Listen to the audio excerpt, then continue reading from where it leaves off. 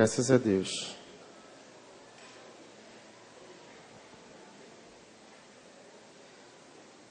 Na noite de hoje, queria compartilhar com os irmãos algo que aconteceu essa semana, mas que também reflete uma experiência que a gente tem vivido na nossa célula. Mas antes de falar da nossa célula, eu queria contextualizar com esse fato que ocorreu. Eu não sei quantos dos irmãos aqui têm experimentado algo sobre o compartilhar da palavra de Deus com pessoas no seu dia a dia. A gente tem vivido numa época da tecnologia, né? Então muitas pessoas utilizam as redes sociais, utilizam as mensagens instantâneas para fazerem uso da palavra e compartilhar a palavra, né? E não foi diferente, eu também tenho um pouco desse hábito. Às vezes eu escrevo alguns textos ou então reflexos de algum devocional e começo a enviar para um grupo de pessoas. E eu fui surpreendido, né? Porque geralmente quando a gente faz isso, as pessoas dizem assim, olha, muito obrigado pela palavra. No mínimo, assim, a pessoa mais fria, ela não te responde nada, né? Mas eu fui surpreendido com um telefonema. Após enviar uma mensagem dessa, no dia seguinte, cedo, eu recebi um telefonema. E o telefonema dizia assim, olha, não me leve a mal. Eu sei que você tem boas intenções no que você está fazendo, mas eu queria te pedir uma coisa com muito carinho. Não tenta me evangelizar. E eu fiquei surpreso com aquilo, porque é uma pessoa próxima a mim, né? E ela chegou e disse assim, olha, não tenta me evangelizar, eu já conheço o evangelho, eu já tive experiência lá na igreja, não foi uma experiência boa, e eu conheço, e eu estou bem onde eu estou, então, por favor, não tenta me evangelizar. Aquilo foi um choque, porque realmente eu não esperava uma situação dessa. E eu procurei saber, né, o que tinha levado ele a ter essa postura, a ter essa reação.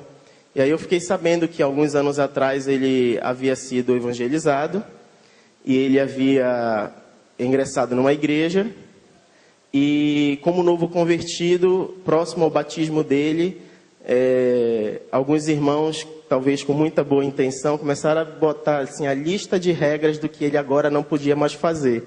Olha, agora você aceitou Jesus, então está aqui, olha, a lista de coisas que você precisa deixar de fazer. E aquilo caiu com um peso muito grande no coração dele e fez com que ele saísse da igreja. E aí, a partir daí, ele se entristecesse, criasse uma certa aversão com tudo que se referia à igreja, à Bíblia e coisas do tipo. E aí o que também me chamou mais atenção foi algo que ele completou na frase dele, dizendo assim, eu prefiro que você mande mensagem para mim para saber se eu estou bem, ou para dizer o que você sente a meu respeito, do que você me mandar esse tipo de mensagem. E a mensagem, ela não era uma mensagem assim, olha, Jesus está voltando, arrepende dos teus pecados. Não era mensagem assim, era uma mensagem de devocional, de reflexão, aquelas mensagens que a gente acorda o dia, poxa, Senhor, o que o Senhor quer para esse dia, o que o Senhor espera da minha vida, coisas que aperfeiçoam a gente, né? Coisas que fazem com que a gente procure crescer na caminhada cristã. E eu fiquei intrigado com isso, como alguém pode preferir saber, não conseguir entender que esse tipo de mensagem expressa o cuidado, expressa o carinho, expressa a atenção, expressa a preocupação, e eu fiquei pensando a respeito disso. Eu não sei quantos de vocês tiveram a oportunidade de assistir nesse domingo agora que passou na televisão, uma reportagem que existem muitas músicas que estão fazendo sucesso no meio secular que não dizem nada. Não sei quantos tiveram a oportunidade, passou uma reportagem esse domingo, são letras que não têm significado nenhum, são letras que não fazem sentido algum, mas que são os maiores hits, os maiores sucessos ao longo dos últimos tempos. E eu fiquei pensando isso, será que isso tem a ver? Como é que uma pessoa pode compreender a mensagem de uma forma equivocada? E aí, quando eu vi essa reportagem, eu falei, as pessoas talvez estejam impulsionando e levando a sua vida num ritmo, num rumo, que elas começaram a enrijecer os seus corações, enrijecer a sua vida, enrijecer as suas opiniões naquilo que realmente é bom para elas, aquilo que realmente traria vida para elas, e tem substituído isso por coisas que não têm conteúdo algum. Coisas que não têm sentido algum. E aí eu abri Salmo 58:3, Tiago. Salmo 58:3.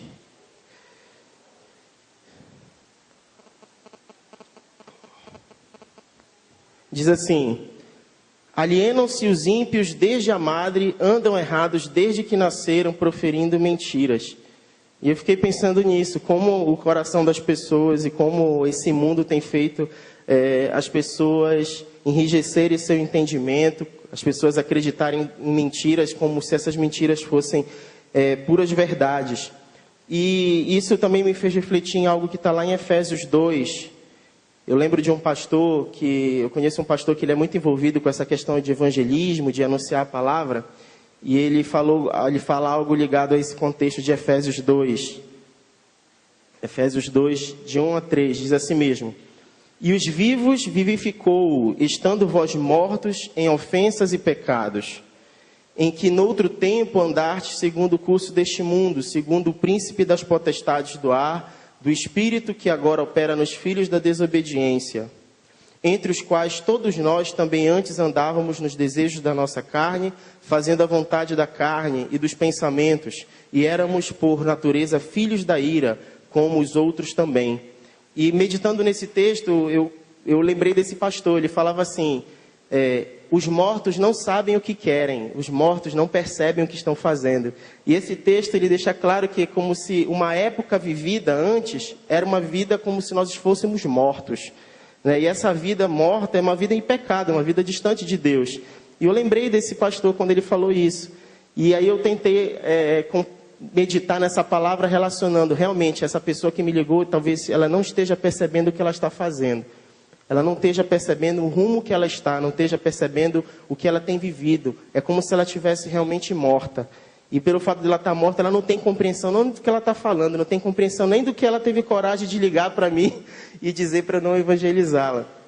E ao mesmo tempo que eu escutava ela no telefone dizendo essas coisas para mim, eu procurava dentro do meu íntimo saber o que o Espírito Santo queria que eu fizesse diante daquela situação. E eu fui surpreendido com uma estratégia. Eu disse para ele assim: olha, eu não quero te evangelizar. E aí ele ficou calado do outro lado. E aí eu disse para ele assim: existe algo que me motiva todos os dias, existe algo que me alimenta todos os dias, existe algo que me faz levantar a cada dia e ter uma razão de viver, existe algo que me faz procurar vencer as lutas, as tribulações, existe algo que me fortalece, existe algo que me gera vida. E simplesmente eu não consigo guardar isso dentro de mim sem poder dizer para o outro. Eu não consigo olhar para as pessoas e saber que isso pode ser bênção na vida delas, como tem sido bênção na minha vida, e não poder falar. Então eu queria dizer para você que eu não estou tentando te evangelizar. Eu estou tentando simplesmente compartilhar com você a mesma experiência que eu tenho compartilhado e que tem me feito bem e que eu acredito que vai fazer bem para você. Na hora que eu falei isso, ele se calou e tomou um susto, porque ele não esperava. Ele realmente acreditava que a minha intenção era evangelizá-lo. Agradeceu e desligou. E aí eu queria me deter nisso, sobre essa questão do que eu falei, que eu não queria evangelizá-lo. Aí você pode dizer: Felipe, mas tu não quer evangelizar ele? Isso é muito estranho, não é esse o nosso papel? E aí eu queria dizer para você: não quero evangelizá-lo dentro do conceito que ele tem do que é ser evangelizado. A compreensão que ele tem do que é ser evangelizado é a compreensão da experiência que ele teve anteriormente com o contato com alguns crentes, com algumas igrejas. E essa perspectiva, esse conceito de evangelização, de evangelismo, é um conceito que bloqueou o coração dele. E que fez ele entender o evangelho de uma forma totalmente equivocada, totalmente deturpada. A minha proposta então para ele, a minha proposta de evangelismo, a minha proposta de compartilhar, é simplesmente ministrar o poder transformador e salvador de Jesus Cristo. Através da pessoa de Jesus Cristo, através da vida de Jesus Cristo, através daquilo que ele deixou como mensagem, e não através de religiosidades ou através de regras ou pesos que acabam tolhindo pessoas e privando pessoas. Na verdade, a experiência que cada um começa a ter com Deus faz com que ela reconheça os seus delitos, reconheça os seus pecados e venha a ser transformado pelo poder do Espírito Santo de Deus. E eu comecei a tentar mostrar para ele que mais do que a experiência que ele teve equivocada da palavra, do Evangelho, ele poderia começar a ver Jesus de uma outra forma. E aí eu comecei a pesquisar a respeito disso e percebi que o apóstolo Paulo ele usou alguns textos e algumas cartas dele que nos ensinam a isso, nos ensinam a manifestar o Evangelho na sua essência, manifestar o Evangelho através do poder transformador de Deus. Eu queria ler com vocês alguns textos rapidamente para a gente ver isso. Romanos 1,16 diz o seguinte: porque não me envergonho do Evangelho de Cristo, pois é poder de Deus para a salvação de todo aquele que crê, primeiro dos judeus e depois do grego, que é poder de Deus. não é poder nosso, não é o nosso convencimento, não é aquilo que a gente pode dizer para uma pessoa e ela vir acreditar, mas é a ação do Espírito Santo agindo nela. 1 Coríntios 1,18. Porque a palavra da cruz é loucura para os que perecem, mas para nós que somos salvos é poder de Deus. 2 Coríntios 4,3.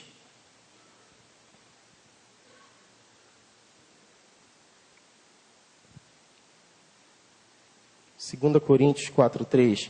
Mas se ainda o nosso evangelho está encoberto, para os que se perdem, está encoberto. 4. Versículo 4.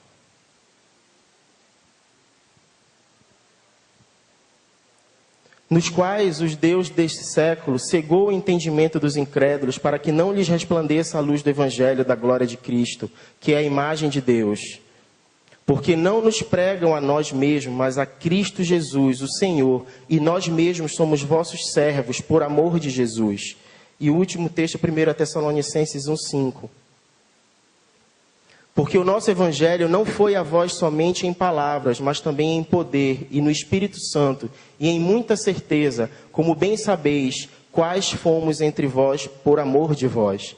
E essas palavras, elas começaram a me impulsionar, a entender que ele precisava muito mais reconhecer e ver Deus do que aquilo que ele tinha visto e tinha sido apresentado anteriormente.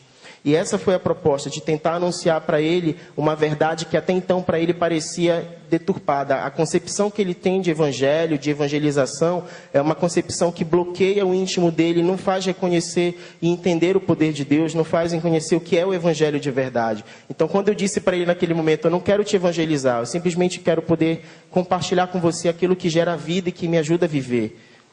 Quando ele se deparou com isso, ele se calou e ele começou a refletir. Talvez ele nunca tinha imaginado entender o Evangelho sem estar relacionado a uma religião ou a experiência que ele tinha vivido antes. E essa foi a proposta para ele, que eu lancei para ele. E me fez lembrar que essas mentiras e esse engano que tem governado a vida de muitas pessoas, que tem feito as pessoas acreditarem em mentiras, tem feito as pessoas acreditarem numa falsa verdade, num falso fundamento, quando na verdade elas não têm alicerce nenhum, não têm conteúdo nenhum, tem feito as pessoas necessitarem de um novo governo, tem feito as pessoas necessitarem da realidade, da verdade que está em Jesus. E aí a gente pode lembrar de texto de João 8,32, que fala que aquele que conhece a verdade vos libertará. Então a gente começa a entender que a necessidade que esse mundo precisa é o estabelecimento de um governo real, onde a verdade é estabelecida e o conhecimento dessa verdade, a revelação dessa verdade, substitui as mentiras que têm sido implementadas, que têm sido pregadas, que têm sido ocupadas nos seus corações e têm enrijecido seus entendimentos. E aí eles passam a ver Jesus através de uma nova ótica, de uma nova perspectiva, porque Ele é o caminho, Ele é a verdade e Ele é a vida. E essa experiência que eu quis contextualizar para vocês, onde é que ela tem se aplicado dentro da nossa célula? Não é só essa pessoa que tem passado por isso, né? A gente tem encontrado isso dentro das pessoas que frequentam a nossa célula, a gente tem encontrado às vezes isso dentro das pessoas aqui mesmo no nosso contexto de igreja, pessoas que já se consideram cristãs, evangélicos, salvam em Jesus Cristo. Por muitas vezes a gente encontra pessoas que ainda têm dentro do seu entendimento, dentro do seu coração, algumas motivações, algumas verdades que eles entendem como verdades, que às vezes trazem peso e trazem fardos e acabam impedindo a ação plena do Espírito Santo dentro do seu coração. E dentro da nossa célula a gente tem experimentado a seguinte estratégia: a gente tem procurado ministrar uma verdade em substituição de alguma mentira. Então a gente tem procurado pegar os aniversariantes, principalmente os aniversariantes do mês, e a gente tem proposto, durante o momento de confraternização, da comunhão do aniversariante, liberar uma palavra para aquele aniversariante, liberar uma palavra para aquela pessoa. Liberando essa palavra no sentido de ministrar uma verdade do coração de Deus para a vida daquela pessoa. E quando a gente faz isso, a gente lança uma verdade, um fundamento no coração, em substituição a uma mentira ou a um sentimento que antes ocupava aquele coração. A gente teve uma experiência na célula relacionada a isso, que justamente nessa reunião nós tínhamos uma bisavó, a avó, a mãe e a neta. E aí nós conseguimos fazer com que as gerações daquela família pudessem ministrar uma palavra sobre aquela família. E foi muito tremendo, Deus derramou uma graça abundante ali, foi uma experiência muito especial, tocou os nossos corações e a gente tem aprendido isso dentro do nosso contexto da célula. Existe uma verdade que precisa ser anunciada a todo momento. Existe uma verdade que precisa ser substituída por uma mentira que tem sido lançada no mundo. Uma mentira que tem endurecido corações. E essa verdade é Jesus. Ela precisa ser anunciada. Se o mundo vê Jesus através de uma religião, se o mundo vê Jesus através de um monte de regras que precisam ser cumpridas, nós, enquanto igrejas, precisamos anunciar Jesus como vida. Nós precisamos anunciar Jesus como verdade. Nós precisamos anunciar Jesus como um caminho e salvação. E isso vai substituir muitas mentiras que têm afastado as pessoas de Jesus. Essa tem sido a experiência, uma das experiências que a gente tem experimentado lá na célula, dentro do nosso contexto de célula, e que nessa noite nós gostaríamos de compartilhar com a igreja, em nome de Jesus. Amém.